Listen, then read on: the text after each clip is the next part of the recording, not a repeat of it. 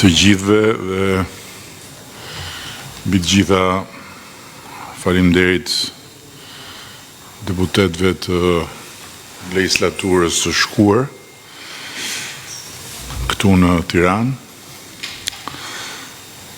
që nuk janë aktualisht deputet, por që janë sot të pranishëm, ndërkohë që në takimin tjetër do duhet që të ftojmë dhe të gjithë deputetet e qarqeve të tjera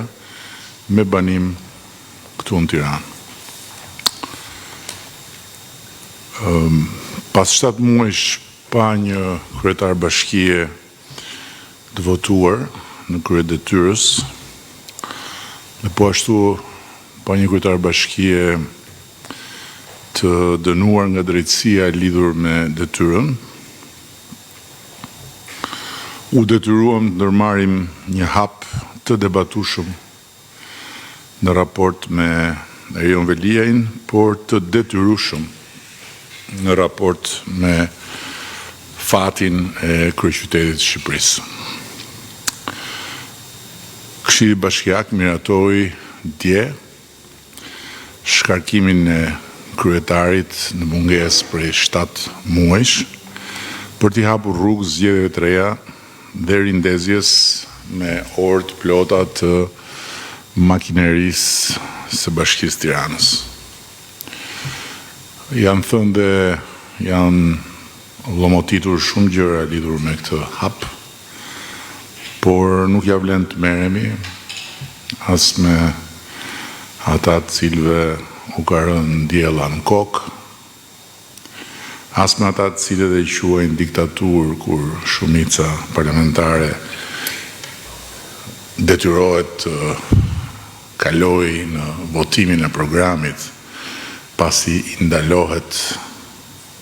t'ia paraqis programin kuvendit me metodat famkëqira të rrylave të fytit edhe të brylave në sallën e kuvendit, dhe as me ata që 3 herë rresht nuk e mundën dot Erionin me luftën e tyre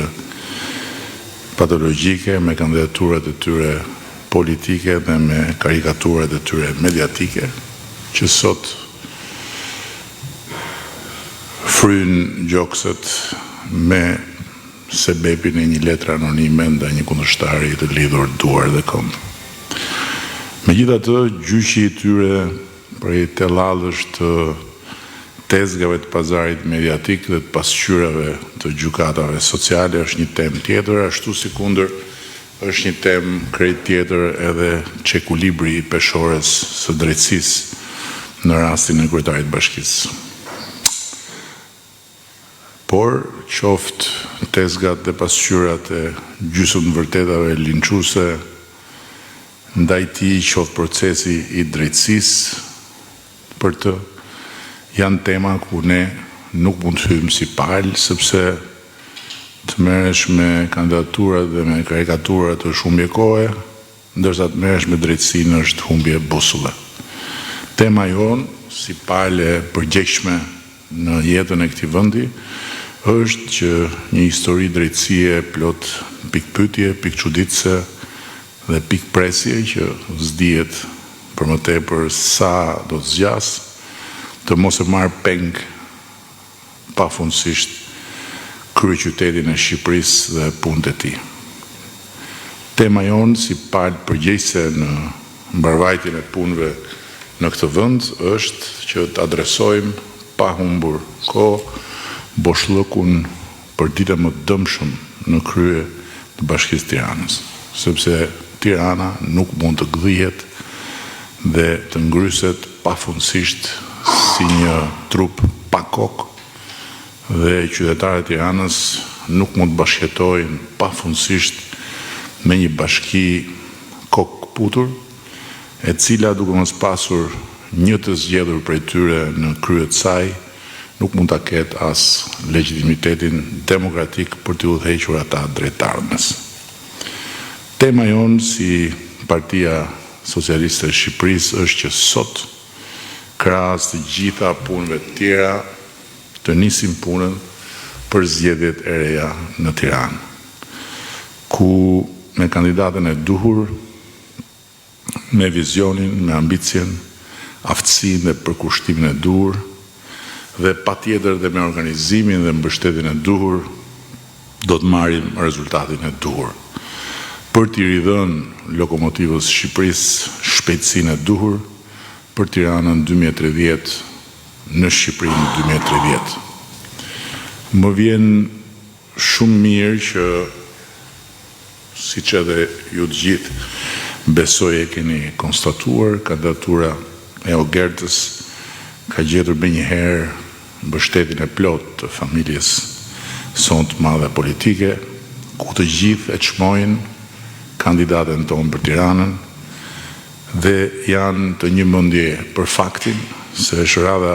e saj ta udhëheqë Tiranën me ambicien, qartësinë dhe qetësinë që e ka karakterizuar gjithnjë në të gjitha detyrat ku ka spikatur deri tani. Aq e fortë është me sa unë shoh mbështetja e Partisë Socialiste ndaj Ogertës, sa që është krejt pa interes se kush do tjetë apo cilët do t'jenë kandidatët e saj rival, të cilët do të hynë në garë të humbur, por do të dalin nga gara edhe më të humbur. Edhe në anketimin që kemi bërë enkas ditë të fundit për Tiranën, është shumë e qartë që shumica dërmuese e qytetarëve nuk e kanë gjëkundi mendjen tek ndonjë rival i kandidates së Partisë Socialiste, po e kanë me plot drejt hallin tek problematikat që kërkojnë adresim dhe zgjidhje nga Bashkia e Tiranës. Duke filluar nga uji i pishëm, i cili si asnjëherë më parë në këtë periudhë është kthyer në problem. Është një problem i keq administrimit dhe për këtë arsye ne do të ndërhyjmë përsëri në drejtimin e ujësjellësit të Bashkisë Tiranës, ndërkohë që siç e kemi bërë me dije publikisht, një reformë shumë më e thellë dhe më gjithëpërfshirëse në aspektin e territorit të Shqipërisë, pra jo vetëm për Tiranën, ka nisur të marrë jetë, duke u konceptuar paraprakisht si kundra kemi prezantuar së bashku me ministren për energjinë dhe infrastrukturën, drejt krijimit të një operatori kombëtar i cili do të funksionojë njësoj si operatori kombëtar i shpërndarjes së energjisë elektrike, me komponentin e prodhimit, me komponentin e transmetimit, me komponentin e shpërndarjes, dhe qeveria nuk do të qëndrojë më anash duke pritur dhe shpresuar që bashkitë të kryejnë shërbimin e duhur cilësor për qytetarët, por do t'ju bashkohet atyre, sepse bashkitë do t'jenë pa diskutim aksionere në këtë kompani të madhe publike, ama do të udhëheq duke marrë të gjithë përgjegjësinë për ecurinë e gjithë këtij procesi që shumë ka zgjatur, me thënë drejtën, duke pritur që të ngrihet në nivelin e duhur në të gjitha pjesët e territorit, duke u bazuar tek vendimarrjet shpeshherë të pakënaqshme, le ta themi kështu, në nivelin lokal. Do të krijojmë një kompani publike e cila ashtu sikundër edhe në fushën e energjisë do të jetë e pozicionuar krejt ndryshe, duke filluar nga burimet njerëzore, të cilat nuk mund të jenë burime partie, po duhet të jenë burimet e kompetencës profesionale dhe teknike që mund të vërë në dispozicion të këtij komponenti të rëndësishëm i etik Republika e Shqipërisë. Qytetarët kanë shqetësim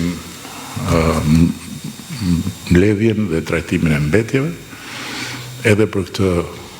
jo vetëm për Tiranën, po për të gjithë territorin. Ka filluar si kundër dhe kemi prezantuar me ish ministren e turizmit dhe mjedisit që sot ka marrë një detyrë tjetër, procesi i krijimit të një autoriteti kombëtar, të një operatori kombëtar për trajtimin e mbetjeve, ndërkohë që patjetër që mbledhja e mbetjeve do të vazhdojë të mbetet detyrë ekskluzive e bashkive,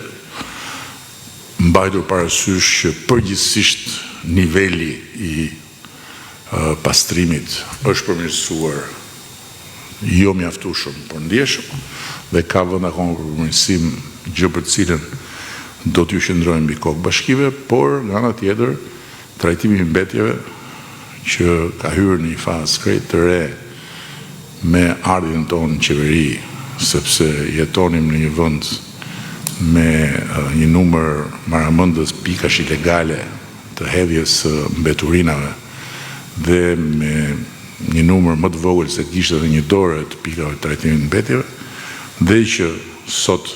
ka shumë më tepër investim dhe ka shumë më tepër infrastrukturë, do duhet të ngrihet gjithsesi në një nivel krejt tjetër. Qytetarët e Tiranës duan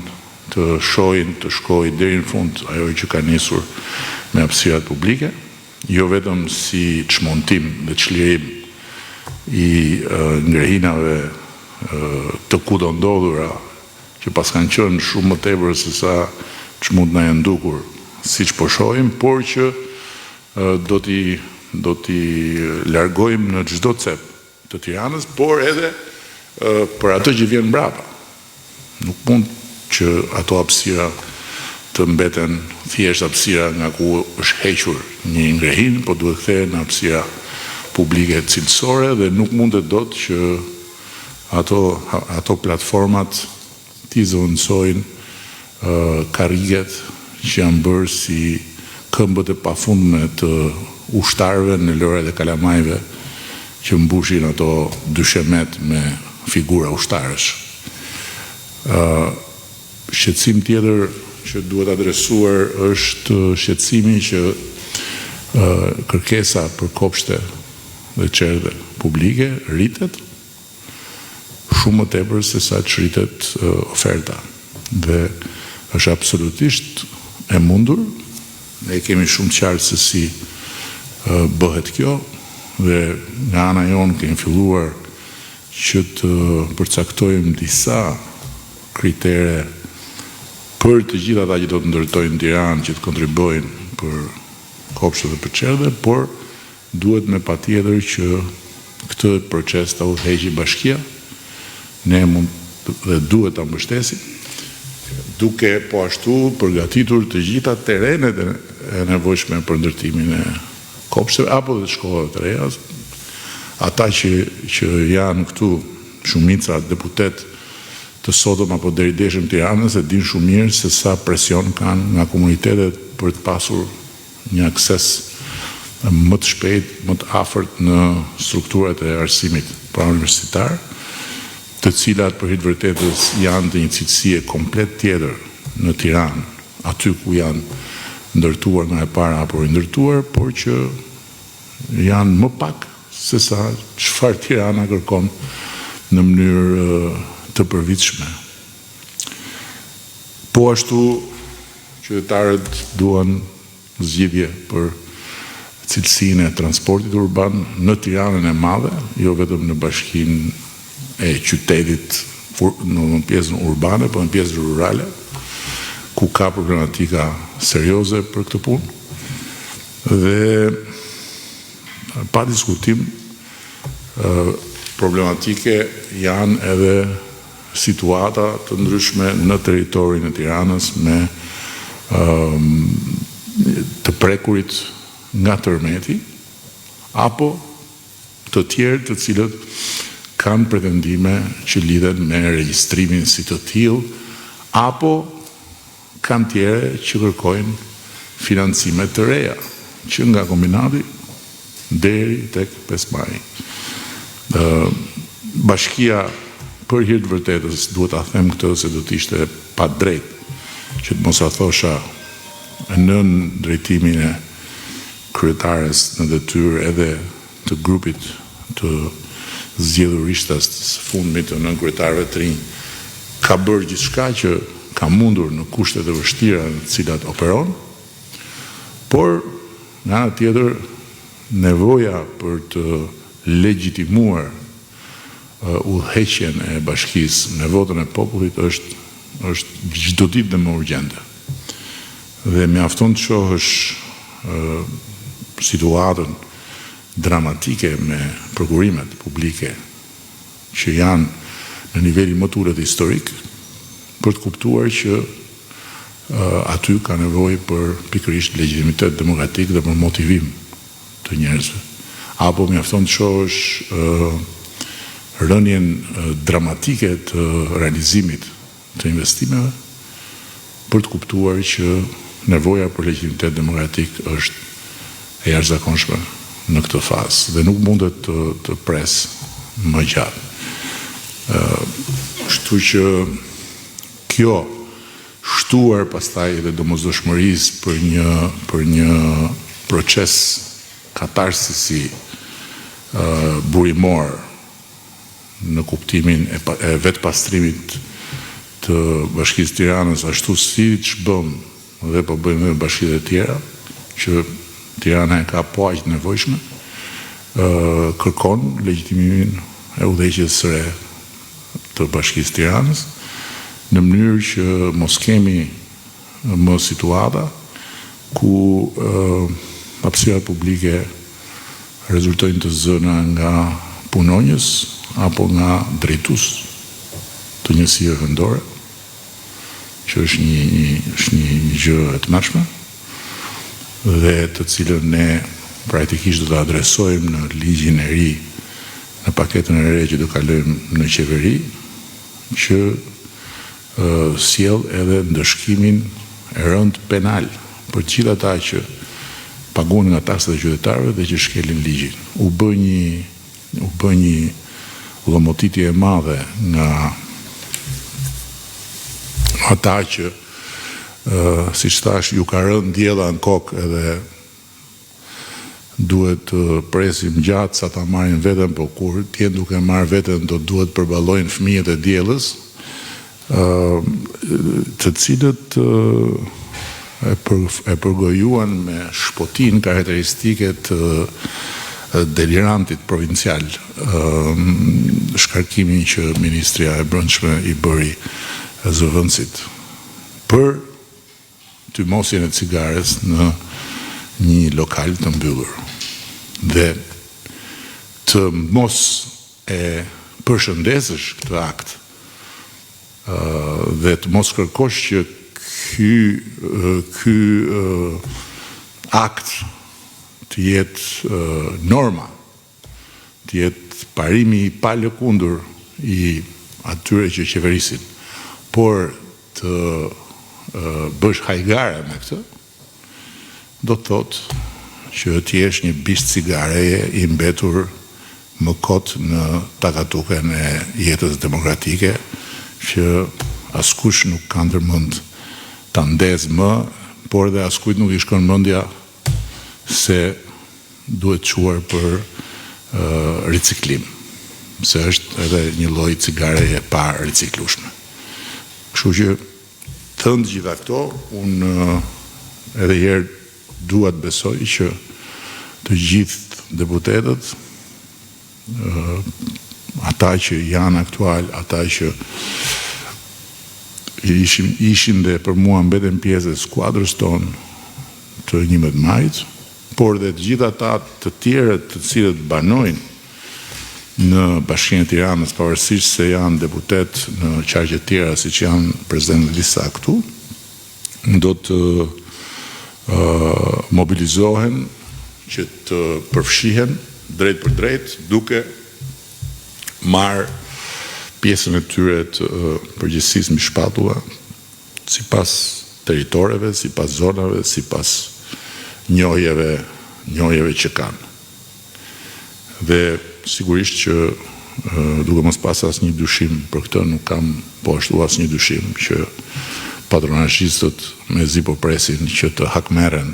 ndaj përqeshjeve të radhës me një reagim të duhur të radhës,